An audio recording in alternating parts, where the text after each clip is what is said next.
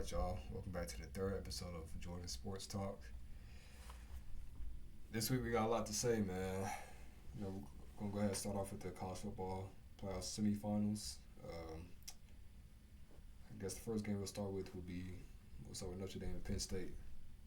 So let's go ahead and look at the final score first of all. It was 27-24. Notre Dame obviously took it. Now, first of all, let's go ahead and look at the box score. Riley Leonard, 2 picks, 1 touchdown. And Drew Aller, 1 pick. I think everybody knew that Drew Aller was going to be the one to throw them into the game and keep them in the game by his throwing. I don't think anybody ever assumed he was going to be the one that could be a big playmaker in the passing game, because we know their passing game was non-existent. Their running backs, Nick Singleton, and I forget his other name. I forget the other back's name. Katron Allen, and both of them, that's what created that whole offense for him. And Tyler Warren, the tight end, that boy nice for real. But yeah, I say on Notre Dame side, with them winning that game and putting themselves in the national championship, there was a lot of things you see, there was a lot of holes in that team that you see that could kind of, I guess, worry you in the national championship. One of the things is their offense. Can they produce without running the ball? That's the first question. Jeremiah Love been battling injury. He looked healthy in the Penn State game. He ran through 5 tackles and got to the goal line and scored. He's still hurdling, so can't say he's not healthy. The pass game, the receivers, they don't have no real threats. Faison Love. No, is that his name? Faison Love? What's his name? What's his name?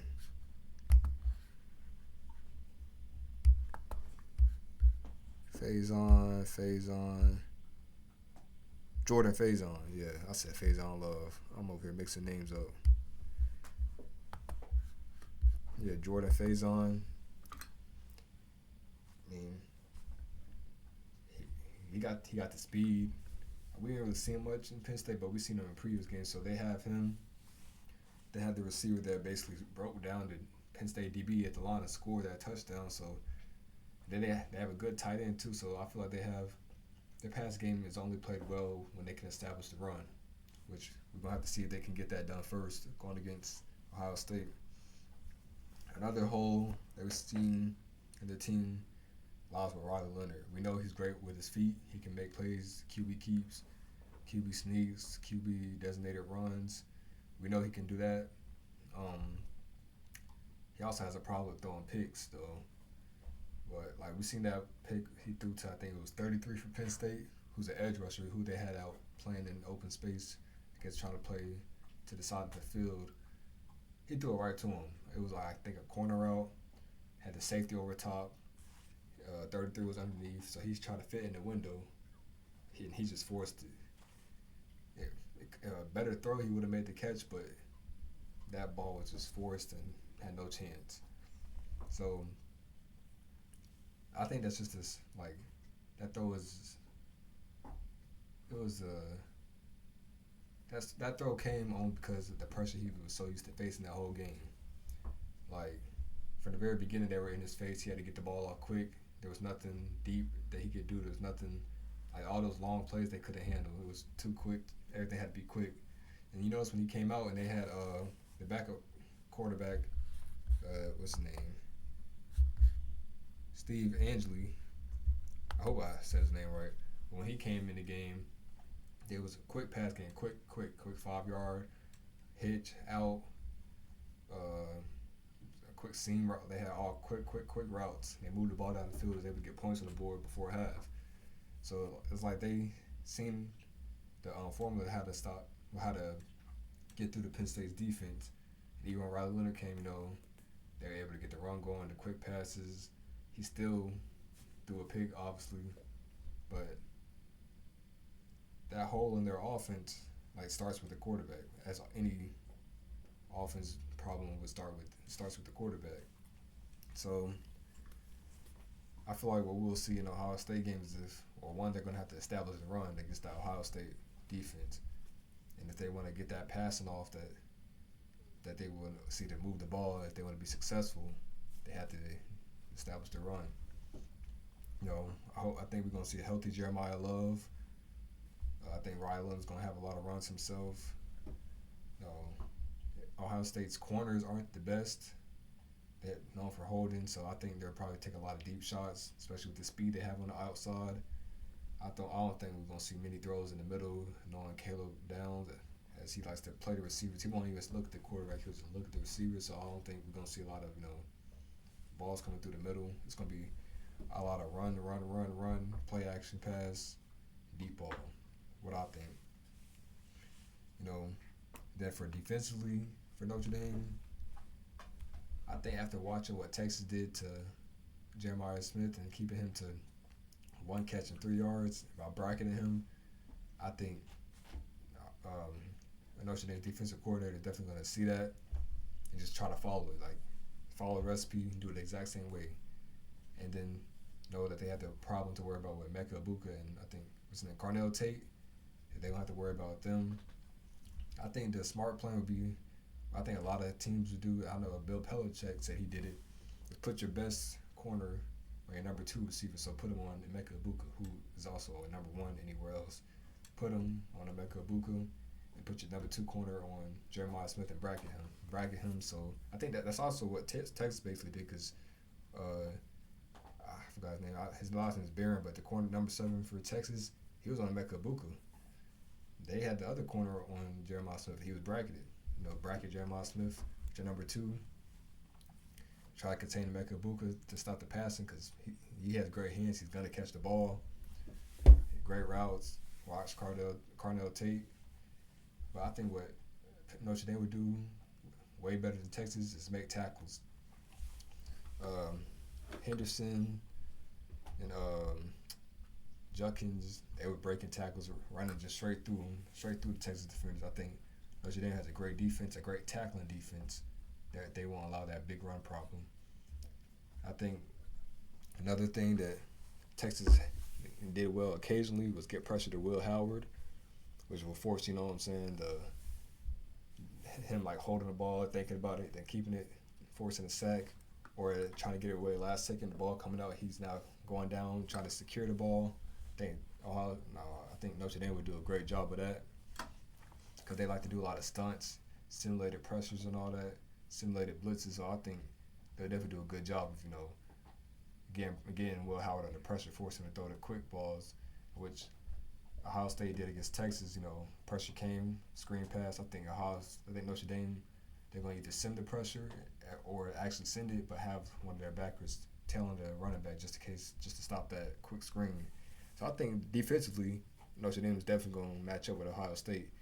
They're going to match up with their defense, and then they're going to stop their offense. I think the problem lies with Notre Dame trying to score the ball. Notre Dame has to score with them. If they don't get the stops, they have to score. O-line got issues with injuries. I don't know how good that's going to be against Ohio State's D-line with JT and Jack Sawyer. I think it's going to be a lot of problems. They have to pass the ball because we know they're going to run it. I think they will establish the run pretty well, but they have to get that pass off. And if they can't get that off, it's going to be a long game.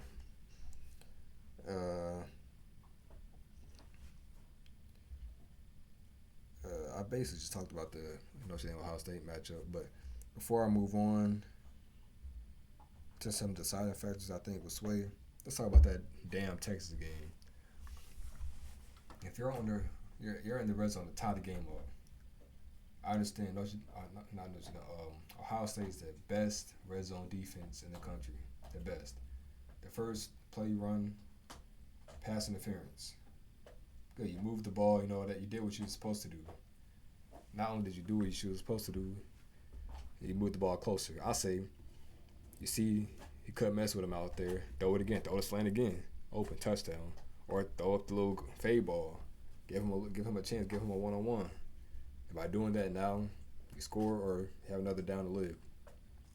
Then you do a run up with them big boys. Texas O-line is huge. Try running it up them, hand the ball off, push, can't get it. Now we QB sneak. Quinn Ewers, he has a tight end behind him, pushing him. He has a running back pushing him, fight for it. Physical on physical. I don't think you run a damn halfback. You don't run a toss out of shotgun. You don't run no damn toss out of shotgun. Like out of shotgun. You run a damn toss. And then it's a loss of 8. Then you ain't got no choice but to throw the ball. You do long routes that take a long time to develop. Now you got Jack Sawyer coming in, swooping like the Ohio State superhero, and saving them and sending them to the damn national championship. But that's what we see at Ohio State's red zone defense. Can Notre Dame capitalize? I think Notre Dame runs the ball 4 times out of 4 in that scenario. And if they do throw it, it's an RPO where they're looking to hand the ball off to either hand it off to Jeremiah Love, Riley Leonard runs it in, or he just does a little quick jump pass to the tight end. But either way, I think they keep that ball on the 1 or the 2. There is no tackle for loss. Couldn't believe Texas did that shit.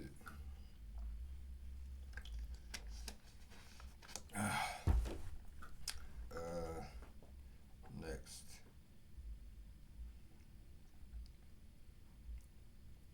I basically talked about how Notre Dame blitzes and heavy stunt defenses. They basically have a lot of possible coverages that they'll probably throw at Ohio State to confuse things, keep certain people in check.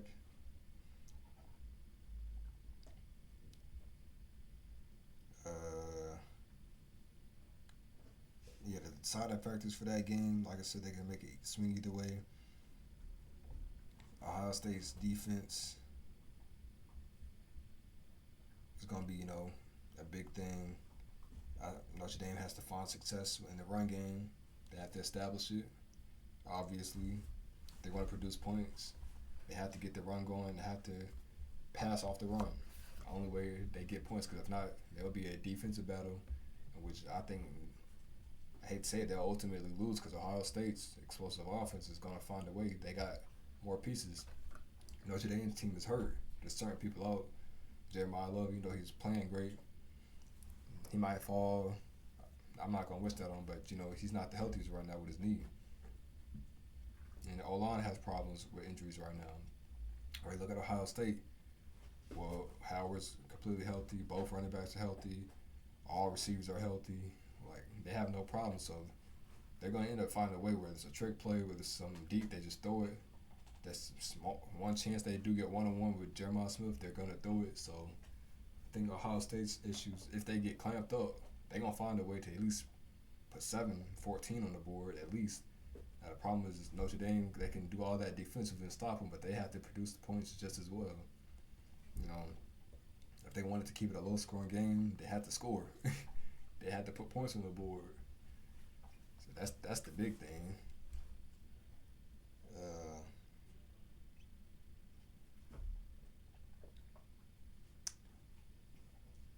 Notre Dame NIL load. All right, so I seen this thing. It was basically saying since Notre Dame's independent, they keep all the money. They top 12, making the top 12 million. They get that. First round money, they get quarterfinal money, they get semifinal, senior team to national, they all get. So they get a total of $20 million. They get to keep. They don't share because they're independent. While the teams that's in the conference, like Ohio State, they're in the Big Ten. Each team in the Big Ten gets a share of it. So Notre Dame's gonna be able to bring back big time players, get players out the portal, recruit a lot of good players coming out of high school to make another shot for the national title. Let's see. Carson Beck, transfer portal. All right, so if we're being honest, Carson Beck is not the best. It's obvious, his situation was great with Georgia. He was a game manager. He was a simple game manager at Georgia. And all he had to do was just manage what was in front of him. If he threw a pick, Didn't matter. Georgia defense is gonna come in clutch, save him. Now he declared for the draft, which I think he just did that to basically announce I'm leaving the team. I won't be here. Yeah, I'm declaring. Then he undeclares and goes into the transfer portal. Then he goes to Miami. We've seen this before. Um, Cam Ward declared, didn't like what he's seen with his stats, wanted to be higher, most likely play again. Then he went to Miami. Just had a great year. Finished 10-2. Seen what he did in the bowl game, even though he didn't finish it. Had crazy stats. Now he's a top 5 pick. Probably gonna be either the first or second quarterback taken off the board. Most likely, like he put himself in a great situation. Seems like Carson Beck wants to copy that, but does he have the talent to copy that? Because no matter what, Cam Ward's stats was great when he was at Washington State. So he been nice. I think him going to Miami just put him with better weapons. You know, he was allowed to showcase more because he had better coverages. Being in the ACC, he got more screen time. He got to play in bigger games.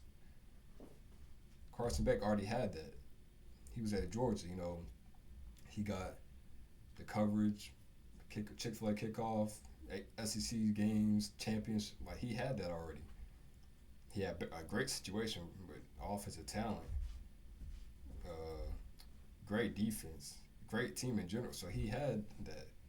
So him going to the transfer portal, going to a team that just had a great season, trying to build back a tradition of the U. Him going to that now, he has receivers he can throw to. Josiah Trader, he's a freshman, about to be a sophomore. I think they have 2 more receivers that they got. I don't know if their running back, I think Martinez. I don't know if he's coming back. If he is, he has a good running back. But he's going that, I think, to kind of copy what Cam Ward did. I don't think it's gonna be successful. I'm not gonna lie to you. I don't think it's gonna be successful. The reason I don't think it's gonna be successful is, one, not as talented as Cam Ward. I think I already said that. 2, he had a better situation with Georgia and he couldn't produce what he wanted to there. Is talent gonna be different that he's going against in the ACC? Yeah. Are the game's gonna be as hard for him? Probably not. Can he manage it a lot better now? Yes. He'll be a better game manager at Miami.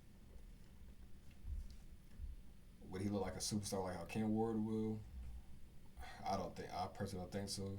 If he does, that might prove the point how the difference between SEC and the ACC. But if they win like the ACC championship, it will be like, all right, Carson Beck, his second chance is looking great. He's gonna be a good NFL quarterback. He has a great chance of having a high draft stock now. That's if he plays well and they get to ACC championship. I think anything below an ACC championship is him falling short. It's Miami falling short after the year they just had, where they had a chance to win, but they were all offense, no defense. So I think him switching, and his girlfriend goes to Miami, so that kind of made him go closer to where home is with his girl. So I don't know. I think it'll be an experiment to see how well he does, how well his draft stock increases. Hope he plays well though, and hope he can get to ACC championship and knock Clemson off from always winning, and probably get a chance at the playoffs. That'll definitely build his resume up a little bit, well, a lot. So we'll see how that goes. I spoke about them earlier. Let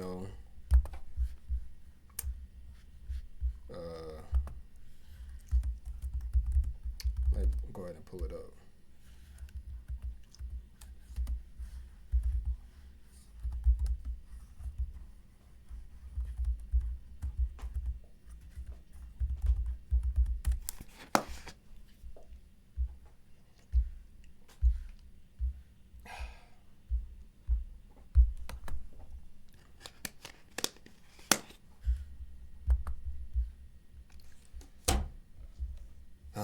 I think this is what I'm about to pull up is going to be definitely big for the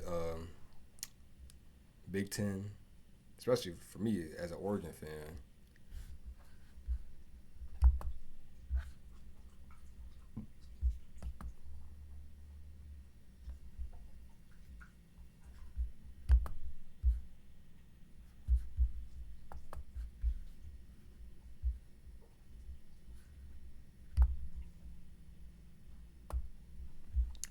see it. Penn State running backs Katron Allen and Nick Singleton are returning in 2025.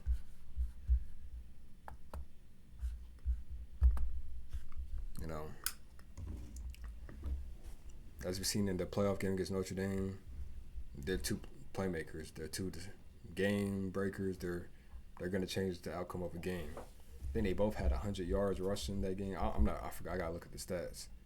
But one thing I'm for sure is they're 2 1,000-yard rushers. Penn State had 2 1,000-yard rushers on the team. And now they're coming back. I'm pretty sure the tight end, Tyler Warren, he's declaring for the draft, but they got 2 running backs that could have went pro, been first round, late first round picks, maybe early second round, but they were getting drafted. Now they're both coming back. Well, as an Oregon fan, we played Penn State and Penn State. Now we have to worry about the 2 running backs coming back. Drew Aller, if he comes back, I think he is. We're not worried. You know, they have no receiving game. If those receivers come back, I think it'll be the same thing they did this year, where let him throw the ball. I dare him to throw the ball. But Nick Singleton and Katron Allen coming back, that poses a threat for any team in the Big Ten. Ohio State, Michigan, Oregon, us. You know, that poses a threat for all of us. Because stopping both of them, that's hard. You see what our 2 running back duo can do in college football. Katron Allen, Nick Singleton. We had a pretty good duo with Jordan James and Noah Whittington, Henderson and Quentin Junkins at Ohio State. A 2 running back duo is deadly, especially if they're 2 different types of running backs. With Katron Allen and Nick Singleton, they're both more power backs, but they can't catch out the backfield. With Henderson and Junkin, they're both kind of elusive backs. Henderson has more speed, but and can easily catch out the backfield and go. You see that just makes teams deadly. It opens up the pass game to throw to the backs. They can establish the run easy. They get more options with passing out that they know that they can throw it to a running back, so they have to worry about that. We can open up the field a lot more. You know, it changes the game for real.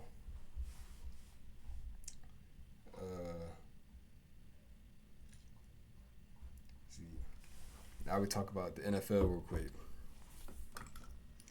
Jaden Daniels, is he having the best rookie season ever? I've seen a few things. People were talking about how, what's his name, C.J. Stroud, how his rookie season is.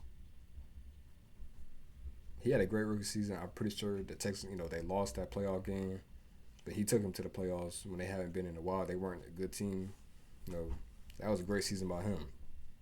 But Jaden Daniels, not only has he had multiple clutch moments this season, overtime games, last-second drives, and we just seen what he did against the Buccaneers. Not only he just won them their first playoff game since I think it was 2005. He won their first playoff game in 19 years. A lot of Redskins, Commanders fans, they haven't seen a playoff win in some of their fans' lives, because especially the younger fans. So now he's brought that to them in his rookie season. I think the sky's the limit for him. He can only go up with a rookie season like that, showing that what he can do. And people were telling the team is mediocre. Like they said, without him, they don't win. They don't go 12-5. And I agree. That's the difference that a quarterback like him can make. I think he boosts like the teams play. Like everybody steps up. I think next season, if they bring more weapons in, like whoever they bring in, they're going to establish, and a lot of people coming back, they're going to establish themselves as the team in the NFC East. We say Eagles, it's going to be Eagles and Commanders fighting now, where it used to be like Eagles and Cowboys. So I think that's a big thing to worry about.